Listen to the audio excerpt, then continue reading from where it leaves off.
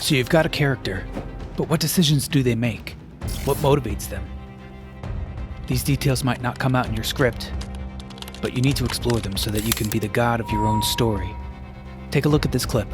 I've just been thinking about our main Manny and his belief system, and that his belief is that he's scared. It's fear. That's his core belief, is like he's afraid of the unknown. He's afraid of like taking the commitment and getting married, and that's why he's kind of freaking out right before his wedding. And it could be like that he's not sure he's making the right decisions. So if you take a step farther back and you just look at their beliefs and their motivations, his core decision making, his biggest problem in the beginning of the story is fear, because he's afraid of the unknown and he's afraid of whether he's making the right decision. Or I'm just going to the base emotion.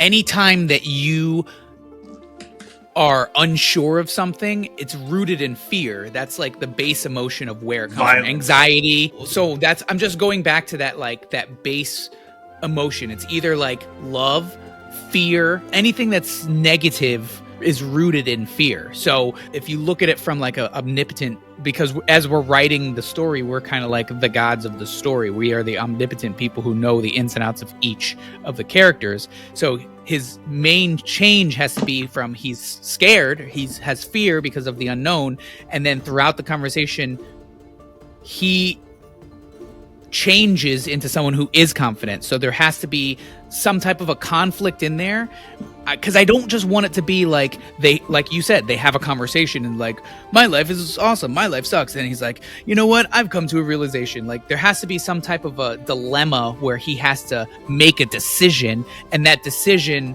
leads to his realization. But is he nervous that he's not going to be able to provide? Is he nervous that he doesn't want to commit because he's like unsure if it's going to end in like disaster?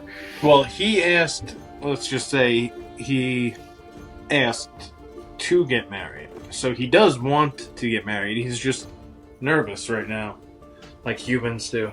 So is it going to be like most of this fear is just around the relationship? Because that will probably drive the what the conversation is going to be about when they actually have a conversation. Like, is it about trust or love, or is it about money and like being a man and like being able to provide or something like that? Well, none of this is ever going to be able to come up, you know, because for this to come out would be so too exposition-y, you know. So this is just for us to know.